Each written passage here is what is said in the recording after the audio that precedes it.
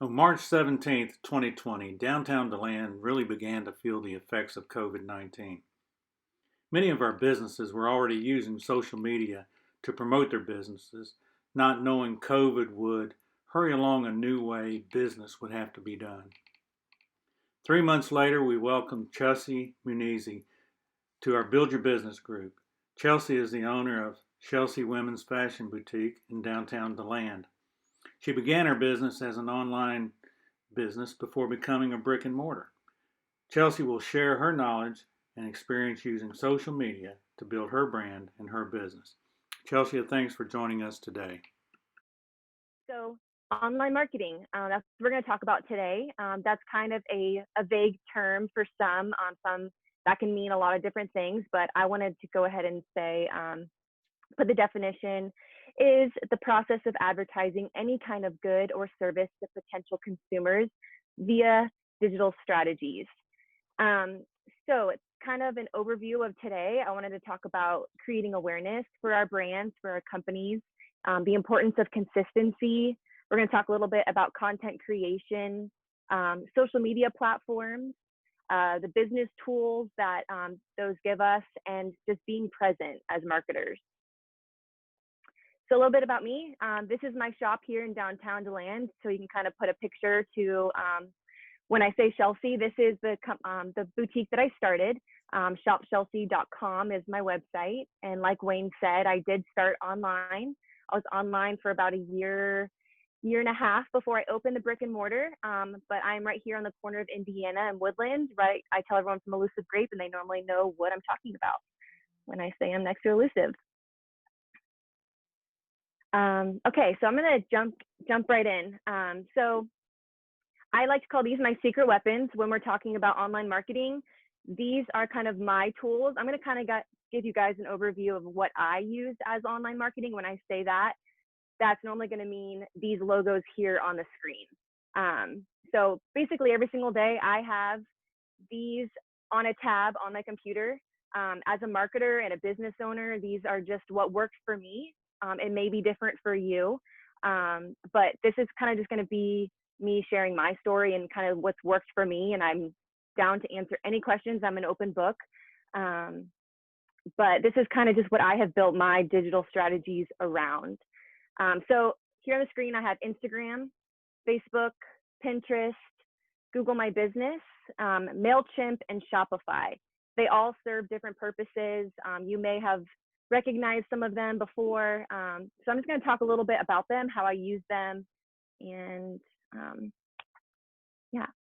So first, building your brand using social media. I'm going to start there because I'm sure that's kind of what a lot of us can relate in. For me, my top 3 social media platforms that I use is Instagram, Facebook, and Pinterest. You may not use some of these things, but for me, this is what has worked.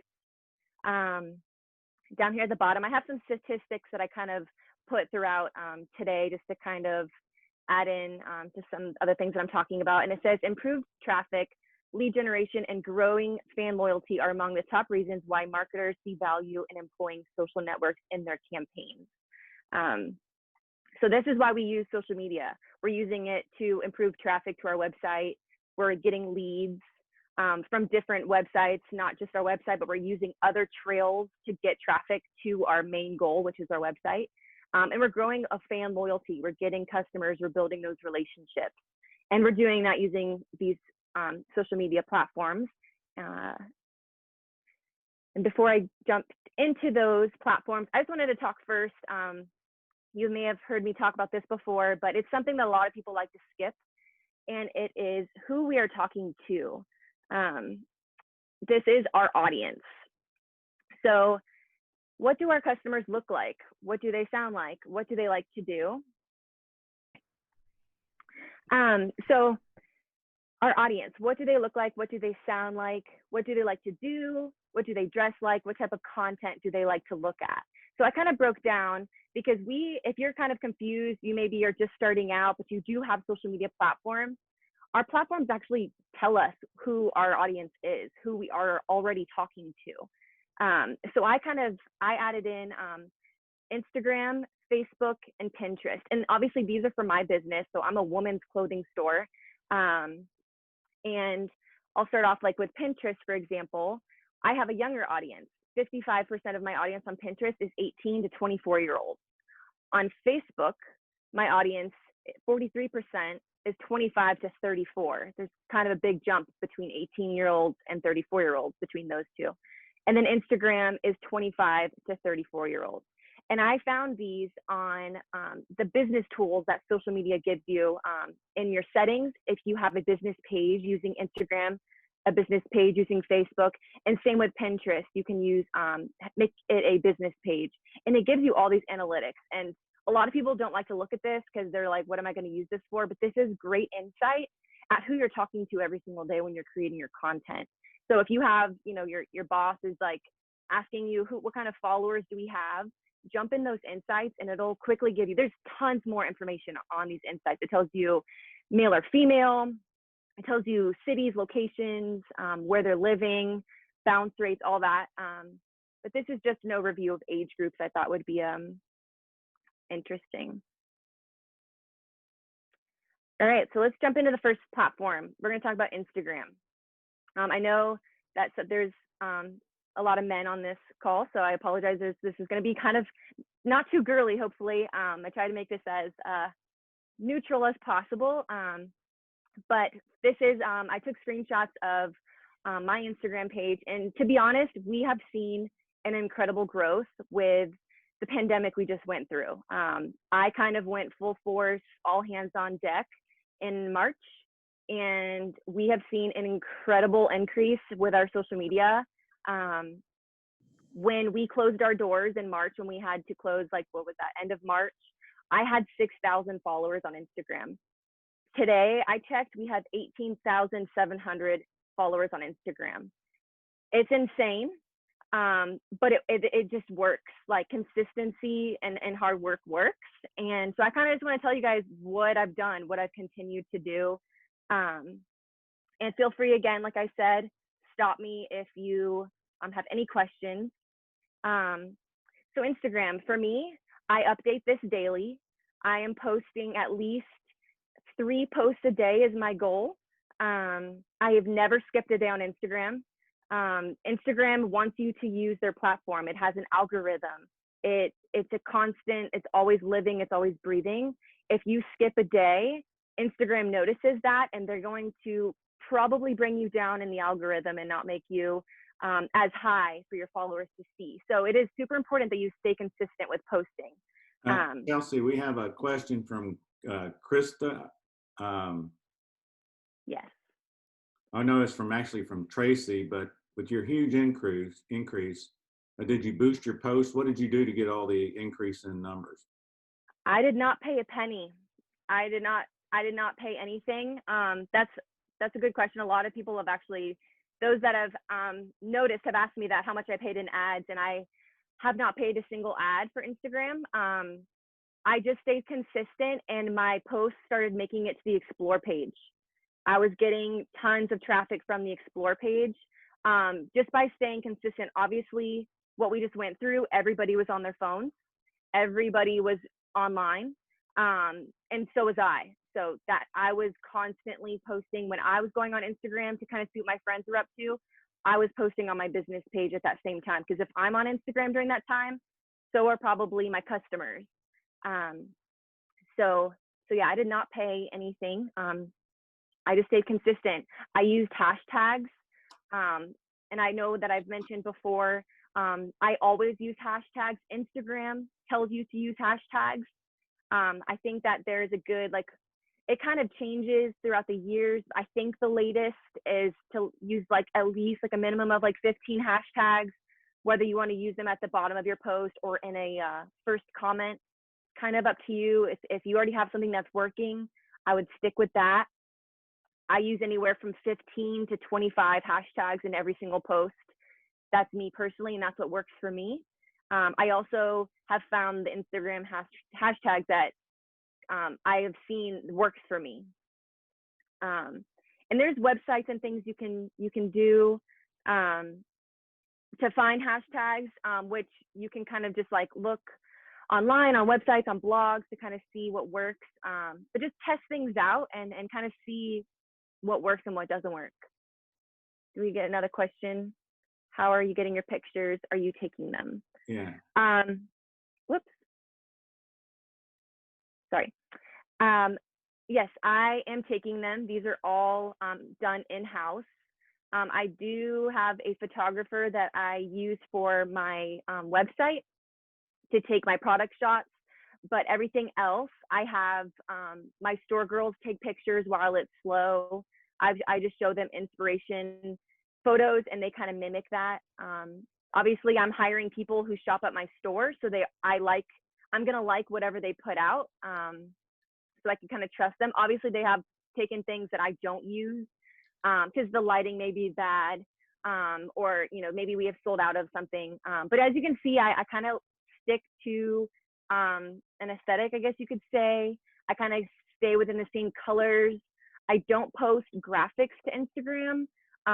That's just me. I noticed that people like to see faces. They like to see fabrics. Obviously, I'm selling clothes, so it's a little bit different. If I have graphics and things like that, I stick to Instagram stories. I've also noticed I definitely want to talk about Instagram stories, how they're amazing. If you're not utilizing them, use them now. It's free, it's easy, it's quick. You can post as many as you want. I think you can have up to 100 stories in a 24-hour time frame. It stays up for 24 hours and then it disappears. But I reuse content all the time. I post my hours to my story every other day. I let my customers know when I'm open. I'm closed on Sundays, so I'll remind my customers, hey guys, we're closed today, but you can shop online. You can use Instagram stories for endless amount of content. Definitely utilize stories. I noticed that my posts on my feed do better when I have stories on my Instagram story. I'm also engaging with my customers in the comment section. It's a great way, an easy way to quickly talk to your customers, whether it's in your comment section, in your DMs. Don't let those DMs go unread. That can actually hurt your algorithm. If you have a lot of unread messages in your DMs or some that are pending, Instagram sees that and says, okay, well, I guess you guys don't really care about, talking and having conversations with your followers, so we're not really going to show them your posts. I believe Instagram has even said that themselves. There's a study that says that, and I thought that was really interesting because there for a while I was not keeping up with it, but definitely don't forget about answering those customers that are asking you questions. They want to shop with you.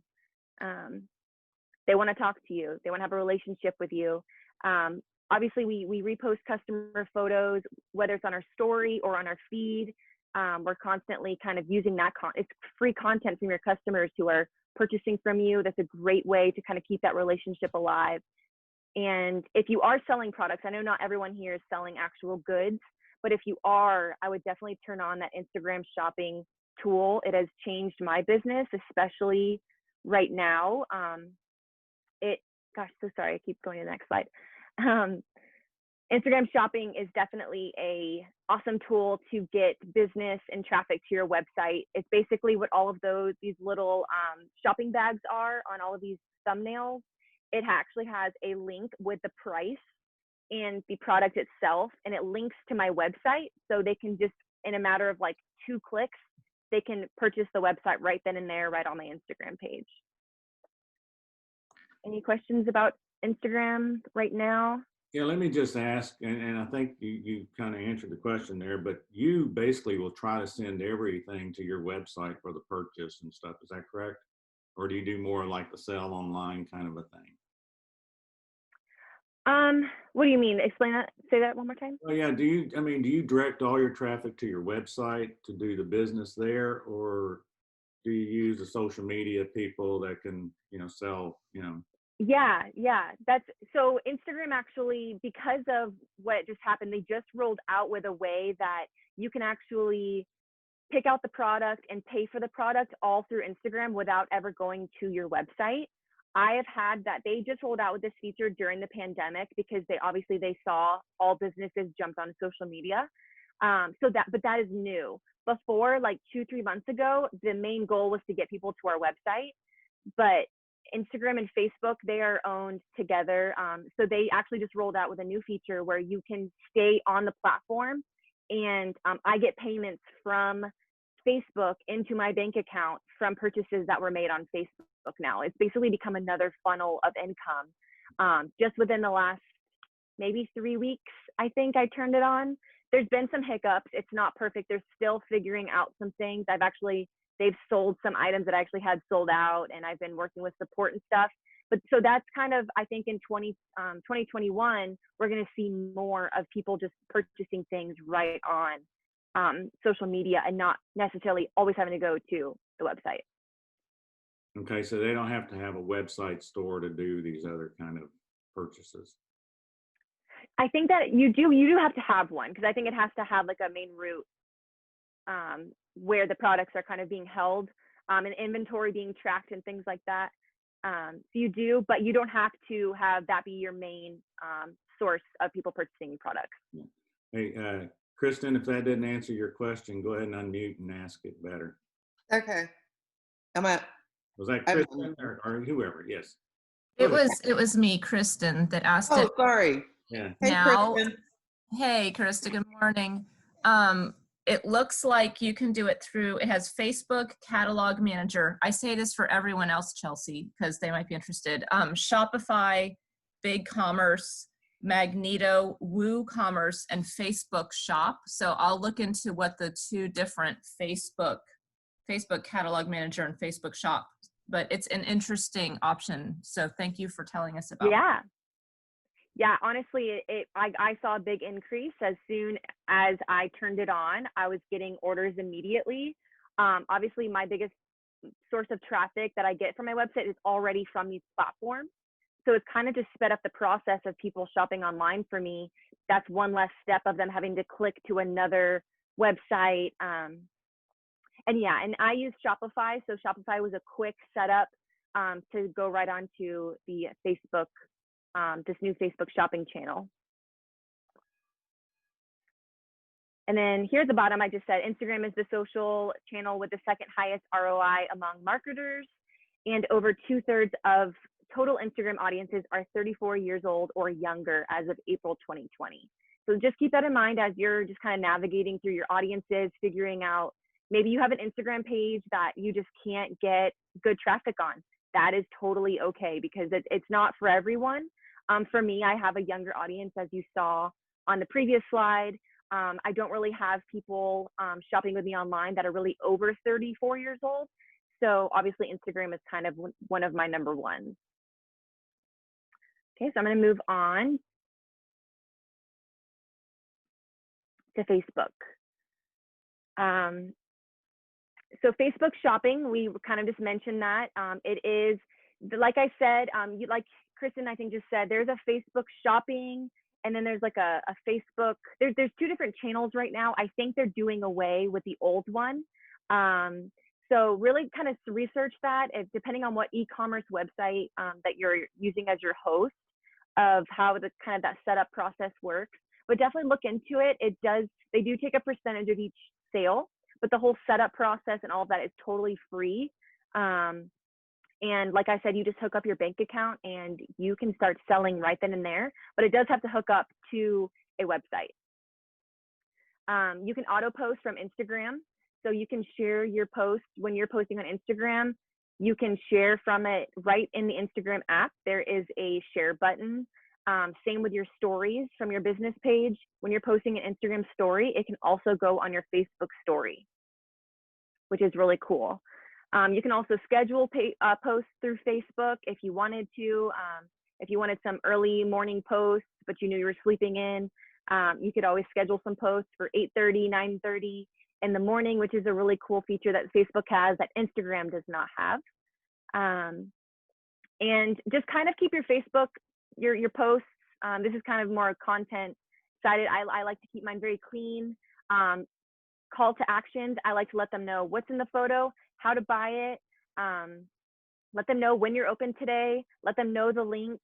You can also tag products in a Facebook post as well. If you have a website hooked up to your Facebook, there's actually, when you're in the editor of your post, you'll see a button that says tag products, just like it does on Instagram. And it is an additional step, but if Facebook is a top traffic source for you, it might be worth it to kind of get that extra click to your product. And I know I've said this before also, the Facebook Pages app, if you don't recognize this orange logo here, you need to. If you're running a Facebook business page, don't be doing it through the blue Facebook app, because you will probably hurt yourself later by commenting and posting as your personal page and not your business page. So Facebook has come out with this Facebook Pages app where you can manage all of your business pages, and your personal Facebook will not be touched. It kind of creates a streamlined way to manage your pages this way. And then down here it says Facebook is the primary content distribution channel for marketers today. Facebook is definitely a number one for a lot of people. I typically notice that I kind of have an older crowd on Facebook. I personally don't, it's not my number one. Instagram is definitely my number one, but I do not keep my Facebook dry. I post on it just as often as I do on Instagram. You could even get away with posting more on Facebook than you do Instagram, because you don't really have that square feed going on. So you can kind of continuously post on Facebook and stay in people's feeds on a regular basis. And yeah, that's kind of all I have about anything about Facebook. Any questions? Shellsea, I was going to ask a question. So Yeah. I do regularly post from Instagram into Facebook, and probably Facebook, I don't post separately as much on Facebook. I share other people's information on our site, maybe more on Facebook because it's easier. But do you think that it's important to have distinct, separate sharing on those two formats? Does that make sense? Like different content? Yes.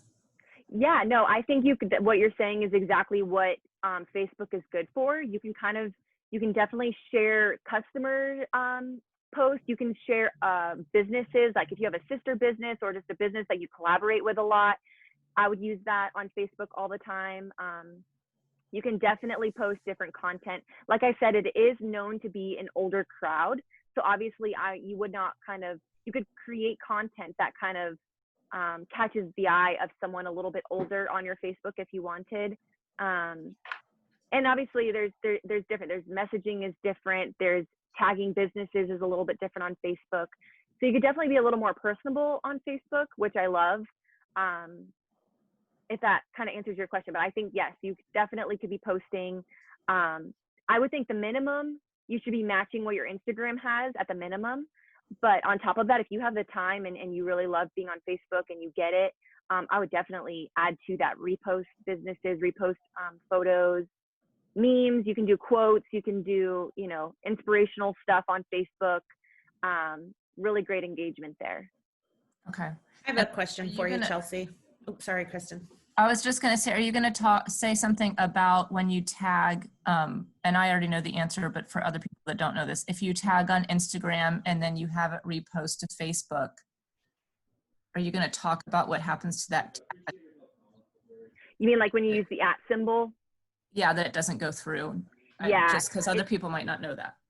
And then I'll stop and whoever that else is can talk. Yeah, no worries. Yeah, in your captions on Instagram, if you're using the @ symbol, you're tagging an Instagram handle, that will not carry over to Facebook.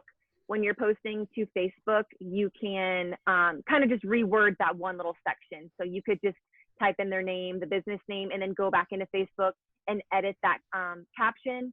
But yeah, no tags, basically, I guess an easier way to say it is no tags that you're doing in Instagram is going to carry over to Facebook. You'll have to go in and kind of edit that manually.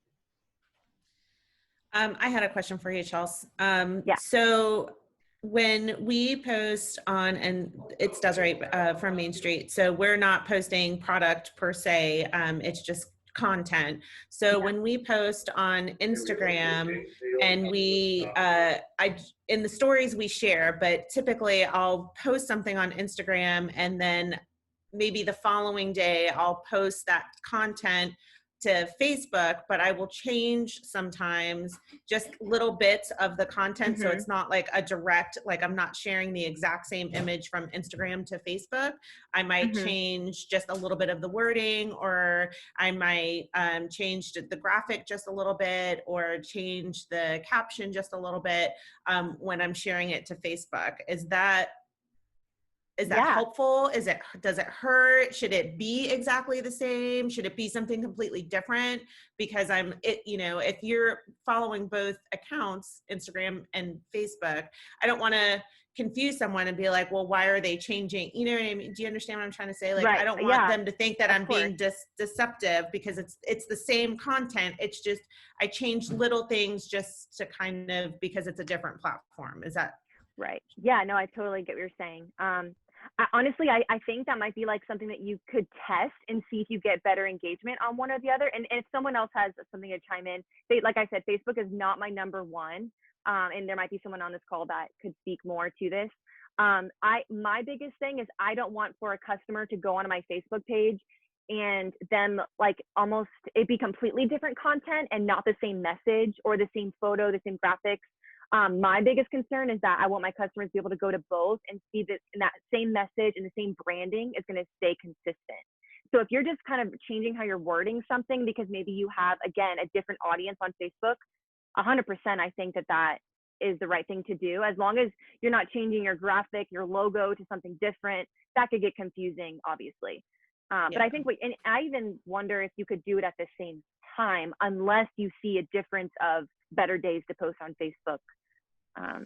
Yeah, I'm just trying to follow like our insights a little bit. And I do notice that, on Facebook, between this time and this time, maybe we don't have as much engagement where like on Instagram. And also, I guess that maybe I am testing it a little bit, because if I can see how a graphic's performing on Instagram, and if I just change it a little bit, then I can also see how it performs on Facebook. Yeah. So, it's just, Okay, thanks. Yeah. Was there another question? I got something to add real quick to the Facebook. We use Facebook to drive reviews too. Reviews are you're getting ready to talk about Google Business, but we also use Facebook to drive reviews. Besides what you got going on here, that's a big searchable thing that should be addressed in Facebook. Instagram is more like, for us, style over substance. Instagram is, like she said, style. It's video, it's pictures. It's kind of the 24-hour stories, keeping it real. But Facebook, that's where, for us, people come for like our hours, maybe our phone number, stuff like that. That's substance. And we do a lot of our customer tutorials and customer pictures and stuff like that on Facebook, because that's more of the substance part out of these two for us. And the reviews is a big thing that I don't think we discussed yet. Yes, no, thank you for bringing that up. You're welcome. I love that. Facebook definitely has the reviews. What I also like about Facebook is that you can turn off your reviews on Facebook if you wanted, unlike Google Business. But Facebook does have where they suggest your business and they can write to you. You can have conversations with the reviews right there in your Facebook page. And also, like you said, you have the your whole About Us section where you can update your hours, your website, your phone number, your address. Really great. It's definitely more of like an informative social media platform. And like you said, definitely Instagram is a little more pretty to look at. They don't spend as much time looking at a post on Instagram. They're probably going to keep scrolling within 5 to 10 seconds after reading something. Facebook is definitely a little more informative. You can have your captions a little bit longer, which, to Desiree's point, she's probably making her Facebook captions a little bit longer because people spend a little bit more time on Facebook, as well as watching videos and things like that on Facebook is a little bit what it's more known for. Yeah, Janelle made a comment that she thinks that Facebook is more for locals and Instagram is more for her online following. Yeah, that could be. I think every business might be different. And that's what's really cool, is that we can all look at our insights with our business pages and kind of see, who is on our pages, where are they from, how are they finding us, and kind of cater to that. So definitely utilize your insights and to kind of see, where you might notice they're all locals when you look at their location, for sure. All right. So Pinterest, this is kind of like the black sheep. Sometimes Pinterest can be a little overwhelming for marketers. But I would say I don't really know of a business that doesn't need to be on Pinterest. I have, I have guy friends who use Pinterest as well. It's not just a woman's platform. It is used and it's kind of it's a very big platform that definitely worth kind of looking into. It's definitely a top referral for me for traffic, definitely in the top 4. And this is another platform of mine that really got big during the pandemic. I was at about 90,000 monthly viewers. Right now, I had a few posts go, not to say viral, but just got some really good engagement. And I am now at 1.3 million monthly viewers on my Pinterest. I just, like I said, stayed consistent with this. And I definitely think I don't think we're going to be going back to business as usual as it was before. And if we stay consistent with this is only going to kind of go up from here. And it's not too late. It's not too late to jump on this, the bandwagon of staying consistent with these things. The only things that I'm using, and it's very simple, Pinterest I took a screenshot here of what my Pinterest account looks like. This is my different boards. So you can kind of categorize your Pinterest into different sections. Again, Pinterest is kind of a good 50-50 of pretty things to look at and informative at the same time.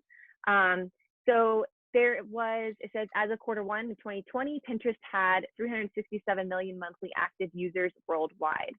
That is a lot of people. That can click an image and go straight to your website. I can repurpose content on Pinterest. You can reshare things on Pinterest. You can share other people's content on Pinterest as well as your own.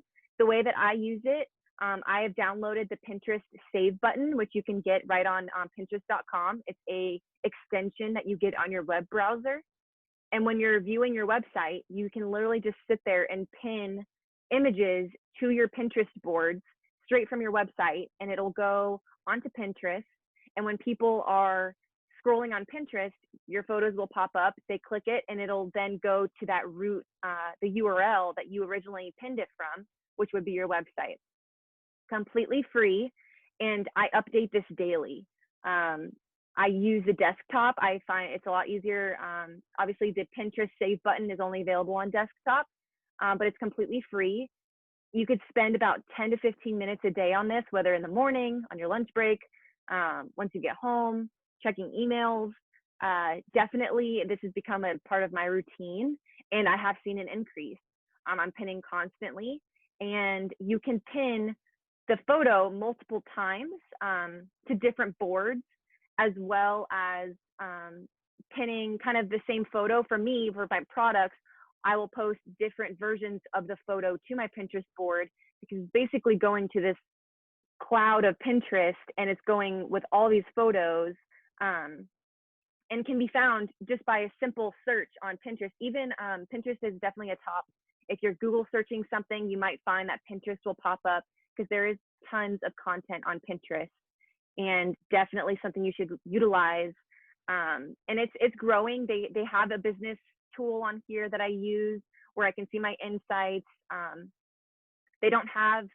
don't believe they have a shopping channel. They might, but I don't use that. I just use it for traffic. Any questions so far about anything about Pinterest? There's a question from Kristen about the username or profile name. Kristen, you want to ask that?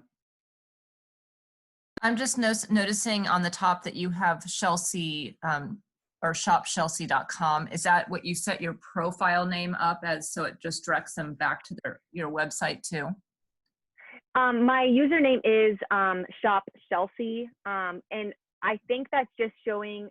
I think I manually entered in shopshellsea.com there, or it's just displaying like a headline that I put as my website. But my actual username is Shop Shellsea on all of my social platforms. It's not the website. Okay, I'm just asking because while we're talking, I'm going into Pinterest and it says, what should we call you? And I'm just wondering if that's what you have as the shopshellsea.com at the top there. It's not going to have, it's just not the .com. It's just, I made it match my Instagram username. That way customers can easily kind of find me. So Gotcha. so it's just Shop Shellsea. So whatever, I would suggest kind of the same thing. It's kind of keeping your usernames across platforms the same. That's actually a good thing to bring up. As you are kind of dabbling and trying out social platforms, definitely stay consistent with using that same username so your customers can find you easily. And there's always, in most platforms, you can always change it if you maybe made it years ago and you've got a new name now. But definitely try to keep that consistent for your customers. All right. So kind of doing away with social media, moving on, social media is not your only answer. I wanted to talk a bit about Google My Business and MailChimp really quick. And basically, we need to keep in mind that there might be a day where social media is not around anymore. There might be a day where, social platforms, they get shut down sometimes. Sometimes they're working on the back end and Instagram maybe is down for a few hours. If that's your only source of traffic or your only source of income, you might want to think outside the box and getting some other ways to kind of funnel your customers to your website and how to purchase from you. So really quick, I wanted to talk about Google My Business. This is a super important one. It's one of the first things you should set up, I would think, as a business. So this is what I took a screenshot. If you were to Google search Shellsea, off to the right side here is a screenshot of, if you're confused of what kind of Google My Business is, it's kind of the, this is what it is me setting up everything here on the right side. It holds your reviews, it holds your hours, your phone number.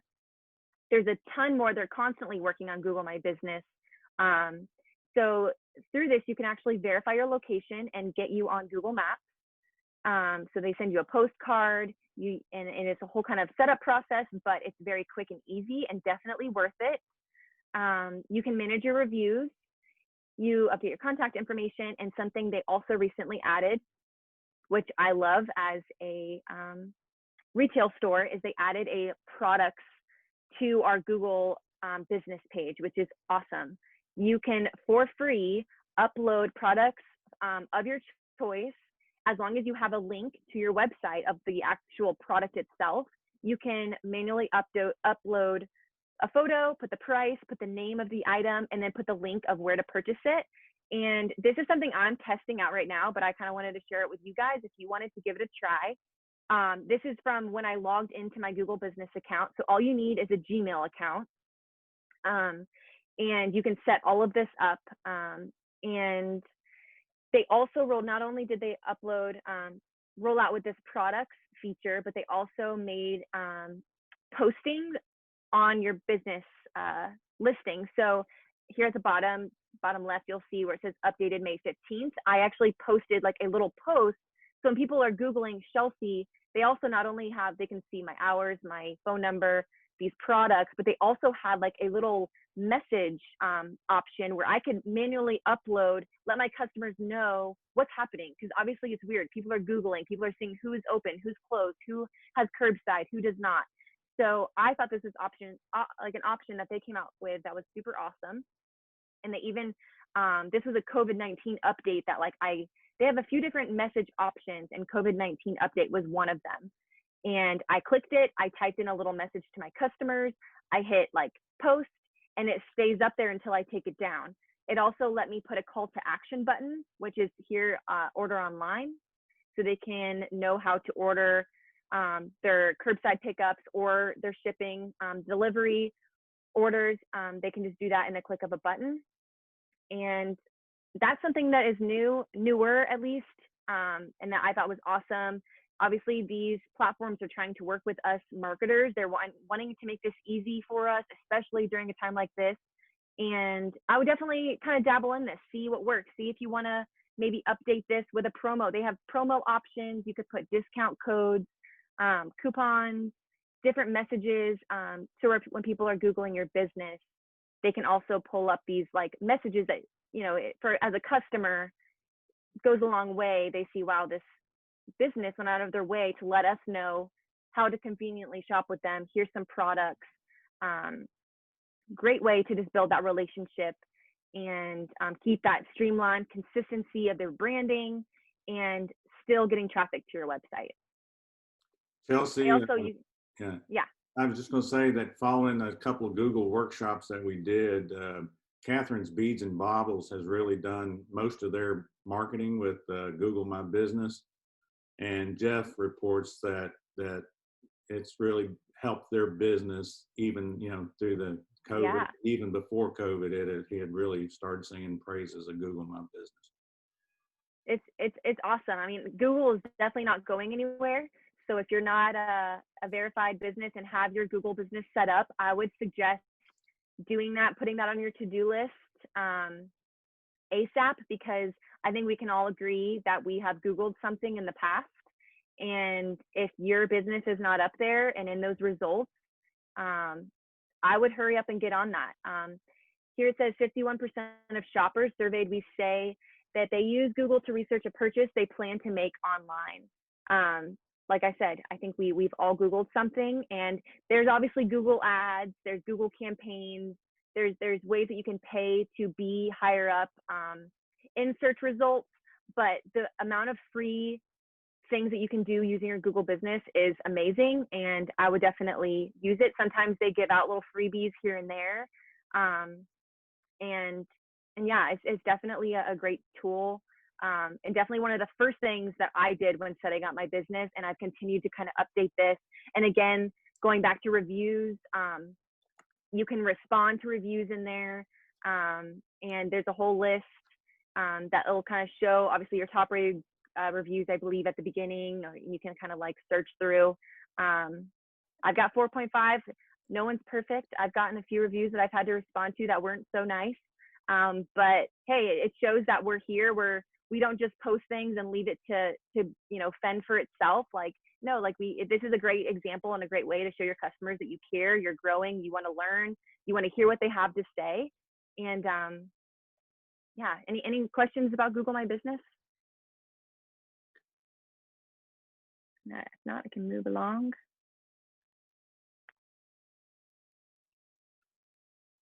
All right, so one of the last things I wanted to mention is email marketing. This is another thing that a part of my online marketing strategy that I use on a regular basis. I recently really upped my amount of emails that I have sent out. Right now I'm trying to do one a day.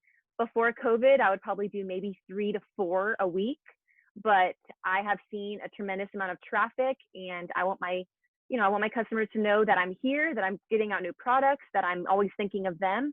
And I did hire out someone to help me with this. This is not a one-man show, but I definitely started small and I worked my way up and just stayed consistent with it. So I use MailChimp. There is free versions depending on your email list of how many contacts you have. I believe there's plenty of other email marketing platforms to use. And I think they're all pretty much the same way. They're like payment plans are normally depending on how many, like up to 500 contacts, it'll be free, and then you have to start paying, but it's definitely worth it if you can fit it into your budget.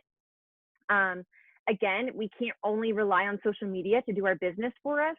To the left, I put a little screenshot of just what an example of a recent email campaign that we sent out was we just kind of quickly put out some new shoes, and I wanted my customers to know.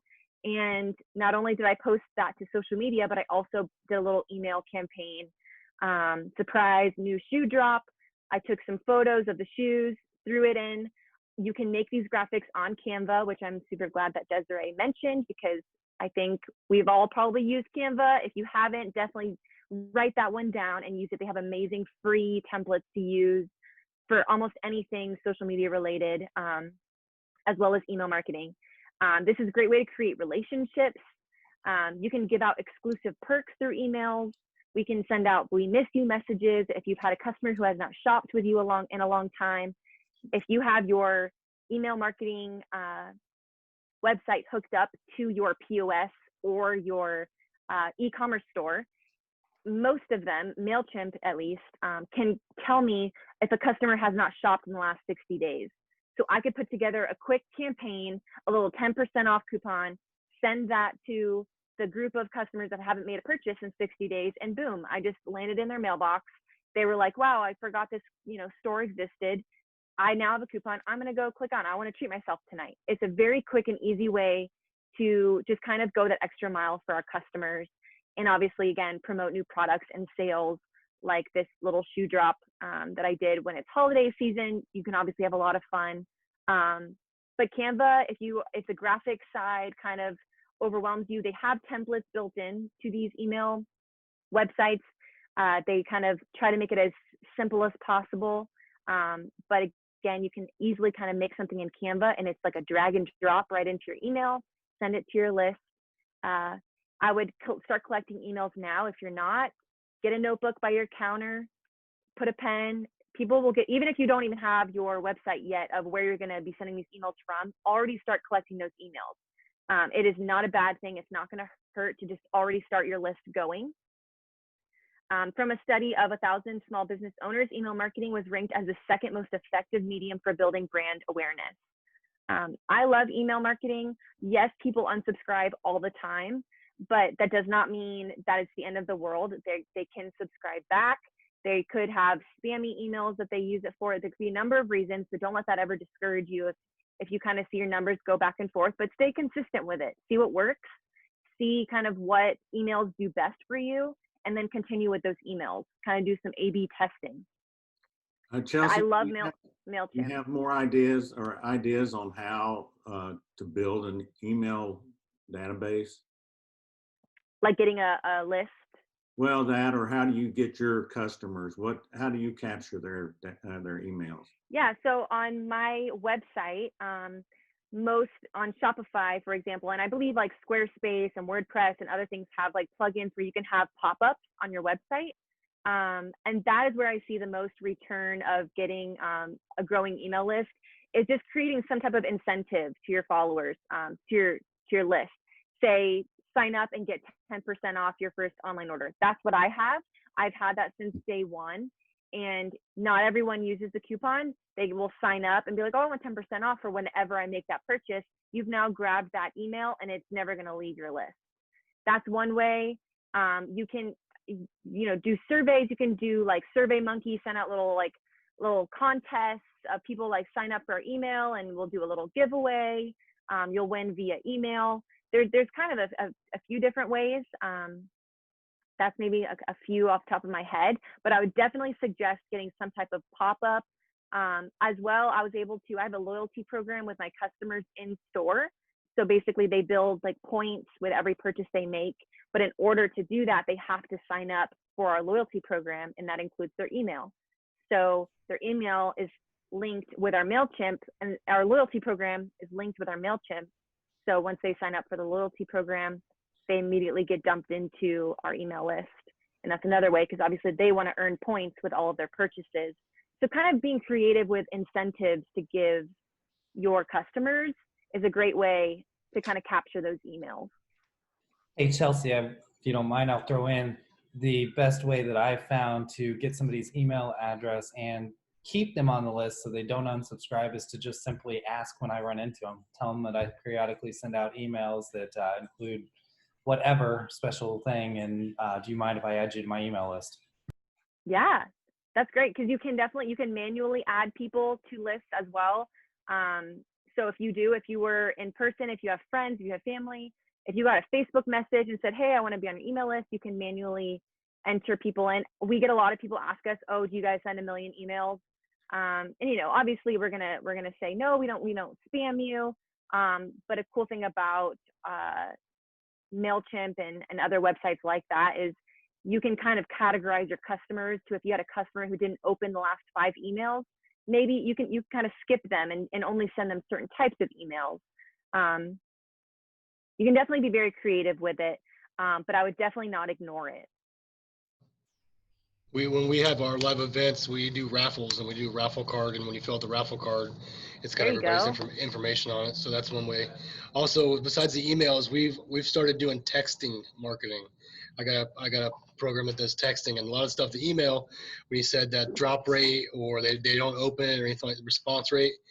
We've been doing text blasts, and the opt-out rate is way lower on texting, and people respond a little bit easier because it's right there at their fingertips. We're not just going through a bunch of junk emails. Yeah. So texting, we've kind of moved into that way too. So if you need something else, that's another thing to look into.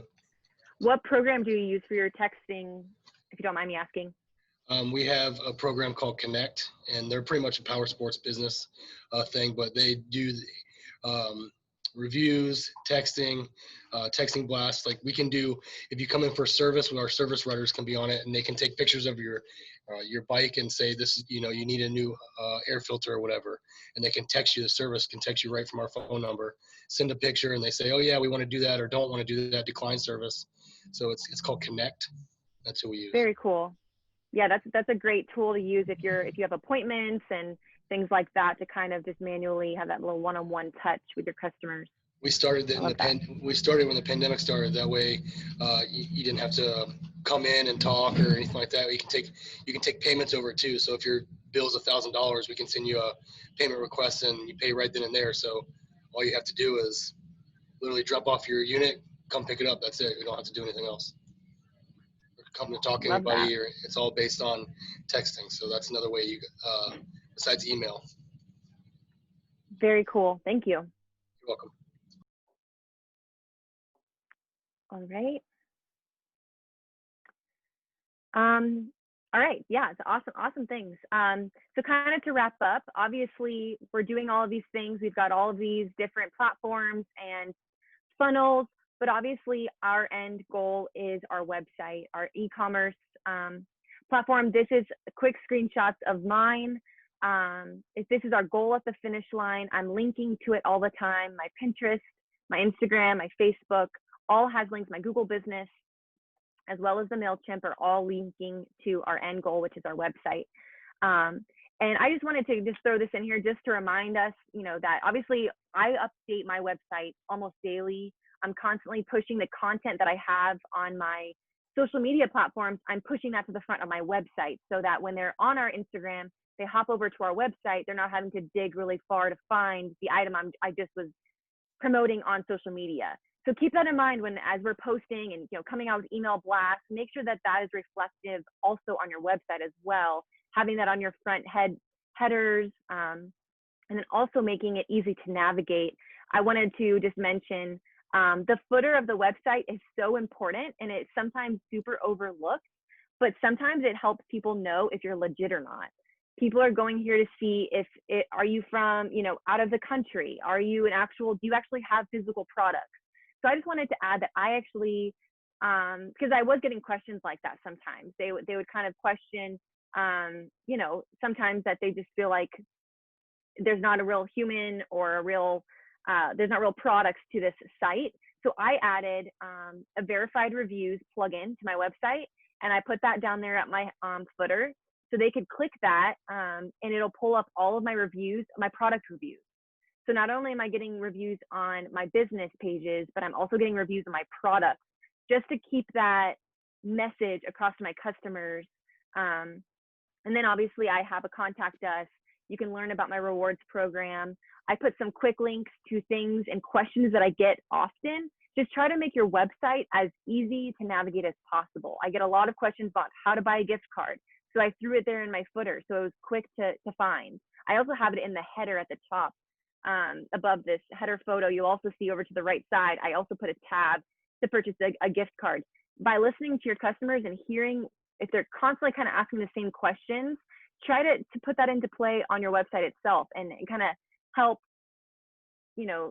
alleviate like some of those questions that you're kind of consistently getting. I also have my return policy down there. I have a frequently asked questions, a size guide, and then I have my address, a way of contact, my forms of payment that I take online, and then how to sign up for my email list, which I also not only have a pop-up, but I also have it in my footer, a little enter your email and get 10% off your order. So I just wanted to quickly just, not only talk about all of these different platforms, but also mention how obviously important number one is our e-commerce site, our moneymaker. You know, this is our goal at the finish line, and where we're actually receiving the funds and selling the product. And again, I use Shopify. I love Shopify. I've always said I would work for Shopify. If I'm not doing what I'm doing, I would work for them because I'm obsessed with them, and they just made my whole process so easy. And all right, so basically this is my last slide. My biggest thing of telling my story and kind of where it put me where I'm at is consistency. I just stay consistent through all of this, staying true to your brand, learn your customers, listen to your customers, utilizing what you have, and slow growth is good growth. And thank you guys so much for your time. And that is all that I have.